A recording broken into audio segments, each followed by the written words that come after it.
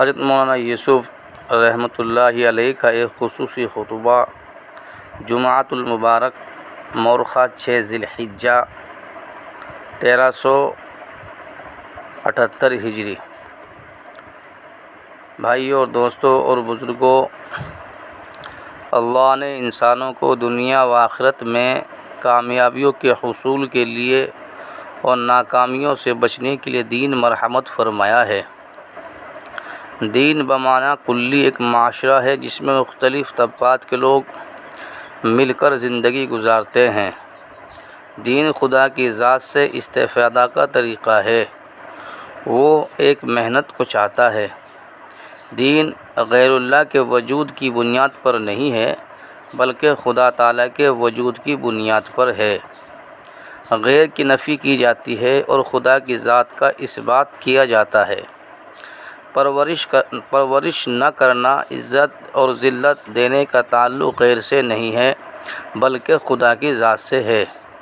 اس لیے یہ رعایت دین میں کی گئی کہ یہ زمین، مکان، روپے، پیسے سے بڑھ جاوے بلکہ خدا کے راضی کرنے کی رعایت رکھی گئی ہے۔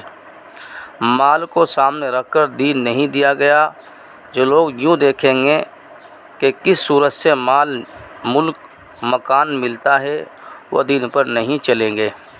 صرف ایک بات سامنے رکھ کر دین دیا گیا ہے، پیٹ بھرنا، عزت دینا وغیرہ آیا خدا کی ذات پر موقوف ہے یا غیر سے ہوگا۔ لا الہ الا اللہ کا مطلب یہ ہے کہ خدا تعالیٰ اگر چاہیں سارے غیر کے بغیر عزت دے کر دکھلا دیں اور سیراب کر کے دکھلا دیں، اور ہر ایک کا وجود خدا کے دینے سے قائم ہے۔ جس وقت چاہیں گے ایک شکل و صورت کو دوسری سے تبدیل کر دیں۔ وجود عدم، عزت اور ذلت کسی پر موقوف نہیں ہے بلکہ خدا کی ذات پر موقوف ہے۔ اول تو غیر خدا میں کچھ اختیار نہیں۔ جو انسان دیکھ رہا ہے وہ قبضہ خدا میں ہے اور لامحدود ہے۔ لا الہ الا اللہ کا کام ہے غیر کے وجود کی نفی۔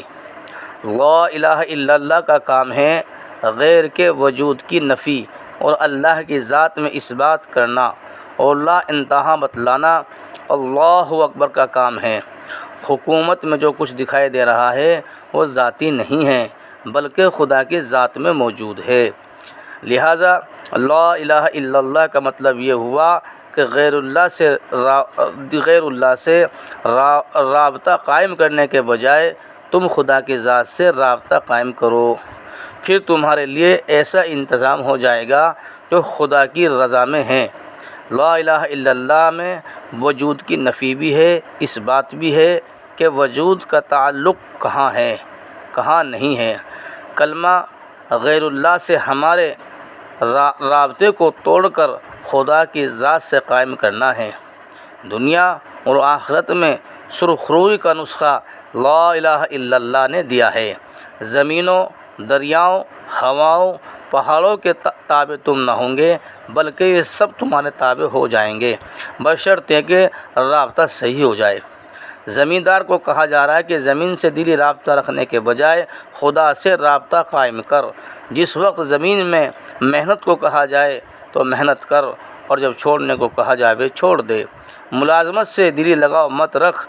حکم خداوندی کو پیش نظر رکھتے ہوئے ملازمت کے سارے شعبے چلیں گے۔ صرف یوں دیکھنا پڑے گا کہ اصل وہ چیز ہے یا خدا کی ذات ہے جس نے شکلیں بنائیں اور آئندہ وہ ان پر قبضہ رکھتا ہے اور جس وقت چاہے بدل کر رکھ دے۔ لا الہ الا اللہ یہ ہے کہ ہمیں صرف ایک اللہ کو سامنے رکھ کر چلنا ہے۔ وجود کے سارے سلسلے صرف ایک ذات کے اشارے سے چل رہے ہیں۔ ماں کے پیٹ میں زمینوں کے اندر بیج کے اگنے وغیرہ تک میں جو ہو رہا ہے وہ صرف خدا کی ذات کے حکم سے ہو رہا ہے، حتیٰ کہ نبیوں تک کا بھی دخل نہیں ہے۔ نبیوں کے ہاتھوں نابیناؤں کا بینا ہونا، کوڑ والے کو اچھا ہونا یہ معجزات ہیں۔ معجزات اونچے ہیں یا ہدایت؟ موضوع نبوت معجزات نہیں ہیں بلکہ موضوع نبوت ہدایت ہے۔ حضرت عیسیٰ علیہ السلام اس لیے نہیں بھیجے گئے کہ وہ مردوں کو زندہ کر کے دکھلا دیں، بلکہ وہ خدا کا راستہ دکھلانے آئے جو انسانوں کو منزل مقصود تک پہنچا دے۔ مقصود یہ ہے کہ وہ لوگوں میں مخلوق سے نظر ہٹا کر خالق کی ذات کا یقین پیدا کریں۔ معجزات کے دلائل نبوت سے ثابت کرتے ہیں، اور موضوع نبوت خلق خدا کو سیدھا راستہ دکھلانا اور دارین کو فلاح کا راستہ دکھلانا۔ لوگ عام چیز کے حصول کی طرف گامزن ہیں۔ اگر اسی مقصد میں انہوں نے اپنے عمل کو بگاڑ لیا تو انہوں نے دنیا میں فساد کی صورت پیدا کر دی۔ اللہ رب العزت فرماتے ہیں، اے نبی صلی اللہ علیہ وسلم، ہدایت تمہارے ہاتھ میں نہیں ہے، اللہ کے ہاتھ میں ہے، وہ جس کو چاہے گا ہدایت دے گا۔ اللہ پاک کا فرمان ہے، انک لا تہدی من احببت ولکن اللہ یہدی من یشاء وہو اعلم بالمہتدین۔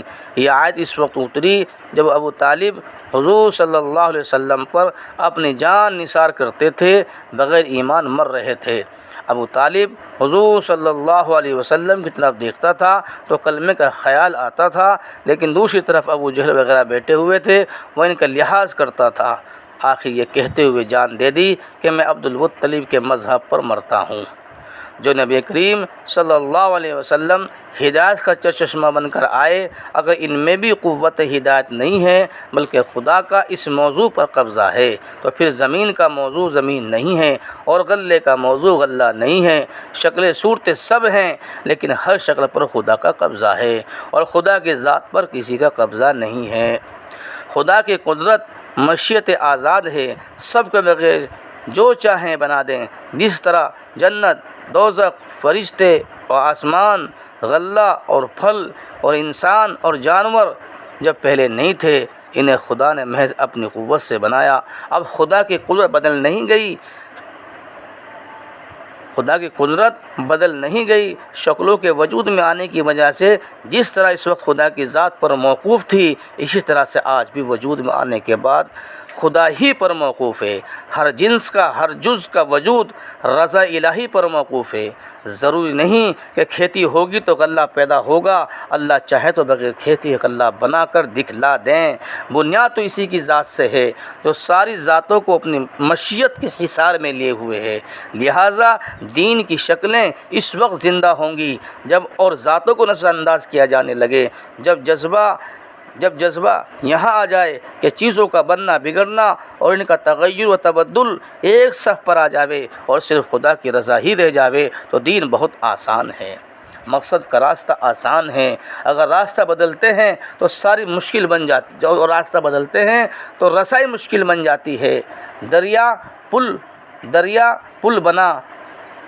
پر پل بنا ہوا ہے تو پل پر گزرنا آسان ہے، اور پل چھوڑ کر گزرنا مشکل ہے۔